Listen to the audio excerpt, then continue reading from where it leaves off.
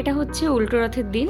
তো আমরা বাড়ি থেকে প্রথমে বেরিয়ে পড়লাম, আমি আর আমার বোন। হেঁটে হেঁটে আমরা বাজারে গেলাম। ওখান থেকে আমার দিদি আসলে দিদিকে আর বোনকে নিয়ে অটোতে উঠে পড়লাম।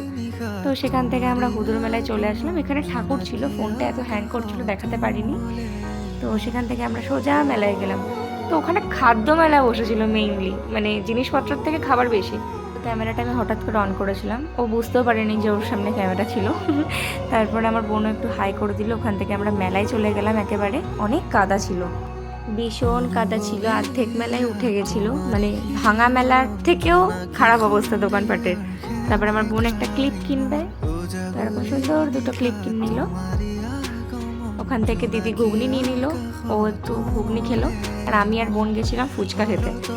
তারপরে এই যে ব্যক্তি ঘুগনি খাচ্ছে আর আমারও ফুচকা দিয়ে দিল, সেটা আমরা খেলাম। আমার বোন একটা আইসক্রিম নিল, ওকে বললাম টেস্টটা কেমন, তো খেলো। খেয়ে দে একটু লজ্জা পেয়ে গেছে, বন্ধ করে দিতে বললো ক্যামেরা। দিদি একটা এগরোল কিনলো। তো ওরা খেতে খেতে আমি পাঁপড় কিনতে গেলাম। তো মেলায়, রথের মেলা মেন হচ্ছে পাঁপড়, বাদাম আর হচ্ছে জিলেপি, এই কটা না খেলে হয় না, হচ্ছে ভুট্টা।